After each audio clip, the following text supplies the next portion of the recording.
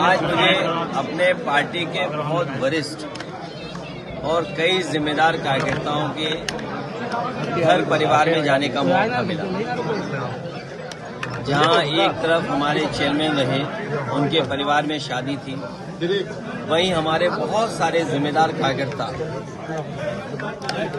मान लीजिए अनिल आर्य जो हमारे बैठे, उनके परिवार के सदस्य बैठे हैं, चलो चुप रहो, शांत।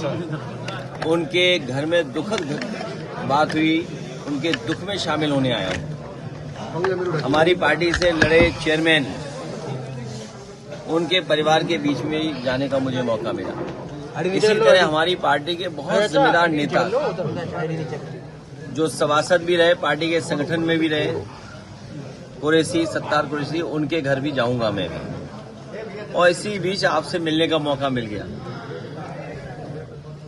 इस क्षेत्र में न जाने कब से हम लोग जुड़े हुए हैं और इस क्षेत्र का विकास होगा, कन्नौज का विकास होगा तो लोगों का भी विकास होगा। जितना कन्नौज विकास में आगे बढ़ेगा, उतना ही हमारे यहाँ के लोगों की भी आर्थिक और सामाजिक और सम्मान उनका उतना ही बढ़ेगा। लेकिन इधर हम देखते हैं जो काम समाजवादियों ने शुरू किए थे न अभी वो पूरे कर पाए हैं। पूरे करना तो दूर, कोई नया काम ऐसा नहीं किया जिससे जनता को सीधा सीधा लाभ पहुंचे। सबसे बड़ी बात यह है कि जो मेडिकल कॉलेज था, जहां पर गरीबों का और आम लोगों का इलाज हो जाता,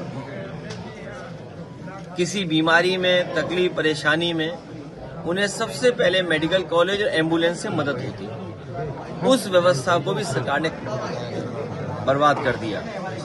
न केवल बर्बाद किया है, बल्कि बजट भी नहीं दे रहे जिससे वो शुरू हो सके। पैरामेडिकल बनवाया इसलिए जिससे यहाँ के बच्चे पढ़ लिख करके डिग्री हासिल करके नौकरी पा जाएं। वो भी काम अधूरा पड़ा हुआ है, वो भी अभी तक पूरा नहीं हुआ। तो मोटी मोटी बातें यही हैं कि जितना कन्नौज विकास करेगा, उतना यहाँ के लोगों के बीच में खुशहाली आएगी। अभी आप लोगों के लिए सबसे बड़ी बात है, सेंसस आ रहा है। सेंसस जिसमें हम आपकी सब चीजें गिनी जाएंगी। कई सवाल उसमें हैं, हम उसमें सवाल और जुड़वाना चाहते हैं। सेंसस जो होगा उसमें पहला सवाल मैं जुड़वाना चाहता हूं, सरकार से मेरी मांग है कि जाति जनगणना हो। जाति की आबादी क्या है उसकी गणना हो। बैकवर्ड, दलित, पिछड़े, आदिवासी, जो भी जितनी जातियां हैं, अगड़ी पिछड़ी, सबकी जातियों की गिनती हो सेंसस में, नंबर 1। नंबर 2, सेंसस में हमारी मांग होगी कि सरकार ने सबको वैक्सीन लगवाई और वैक्सीन की वजह से सुनने में आता है कि बहुत सारे लोगों की जान गई है। तो कम से कम सेंसस जब हो रहा है तो ये मांग उठती है हमारी तरफ से कि जिन लोगों की जिस भी बीमारी से जान जा रही है, और खासकर उनकी जिन्होंने वैक्सीन लगवाई और वैक्सीन के बाद बूस्टर लगवाया, तो अगर सरकार के पास आंकड़े होंगे तो भविष्य में स्वास्थ्य विभाग को और डॉक्टर्स को, रिसर्च करने वालों को आसानी होगी कि हम अपनी जनता के लिए, उनके इलाज के लिए, उनके स्वास्थ्य के लिए क्या फैसले लें। अगर मुसलमान रिक्शा वाला 5 रुपए मांगे तो उसको 4 रुपए दो।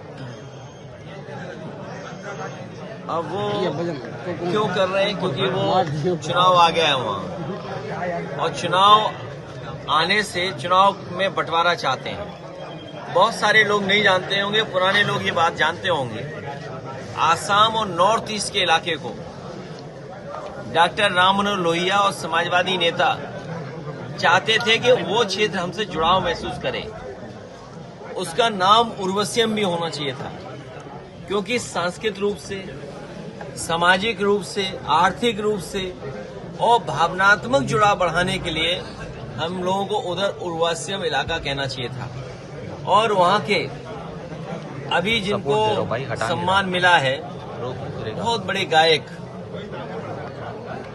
उन्होंने कभी गाना गाया था, गंगा माँ बहती क्यों हो। आप हम लोग जानते हैं गंगा कितनी साफ हुई है। तो जो बुनियादी सवाल है कि हमें किसान की पैदावार की कीमत देनी है, आलू के किसान की मदद करनी है, बिजली सस्ती देनी है, तो हम तो उनसे कहेंगे कि बीजेपी के लोग बिजली सस्ती कर दें। झगड़ा लगाने से अच्छा है बिजली सस्ती कर दें। अभी पीडीए ने अभी बीजेपी को हराया है। हाँ, ये बीजेपी को हटाओ। भैया 27 को लेकर देखिए भैया 27 को लेकर कैसी तैयारियां चल रही हैं? अभी पीडीए ने हराया है। पीडीए की ताकत की वजह से मैं देख रहा हूँ कई लोग पीडीए से घबराए हुए थे। लोगों ने यहाँ तक कहा कि पीडीए की वजह से यूजीसी ले आए। बीजेपी वाले बड़े खतरनाक हैं, ये दूसरे का नुकसान करने के लिए अपना भी नुकसान करना चाहते हैं। तो इसलिए इनकी बातों में मत आओ। पीडीए में सब हैं और पीडीए ने अभी हराया है बीजेपी को। भैया और सुनिए, यहाँ के बीजेपी के नेता क्या कह रहे थे कि अभी तो हमने 3 लाख वोट कटवाया है, कि 3 लाख वोट कटवाया है। यहाँ बीजेपी के नेता बोल रहे थे और फिर कह रहे थे और जिलों में और कटवा देंगे। अब वो जिले बोल क्यों नहीं रहे वो नेता? बताओ। नहीं, नेता बोल क्यों नहीं रहे वो? सर, एफआईआर से किसे फायदा हुआ? आपको हुआ कि बीजेपी को? नहीं, हमारे कार्यकर्ता मेहनत कर रहे हैं और मैं अपने कार्यकर्ताओं को और मेहनत करना, नहीं तो ये बीजेपी के लोग अधिकारियों से मिलकर, चुनाव आयोग से मिलकर के आपके हमारे वोट कटवा देंगे। अगर आपके हमारे वोट कट गए, सोना बहुत महंगा हो गया है। वोट कटवाना चाहते हैं बीजेपी नहीं। ये हमारा पत्रकार साथी सही अच्छे सवाल पूछ रहा है। बीजेपी चाहती है पीतल के जेवर बनाओ, पीतल के। अब सोने के जेवर नहीं बना सकता कोई। बीजेपी चाहती है कि पीतल के जेवर पहनो, नकली जेवर पहनो। बताओ, सोना खरीद सकते हो?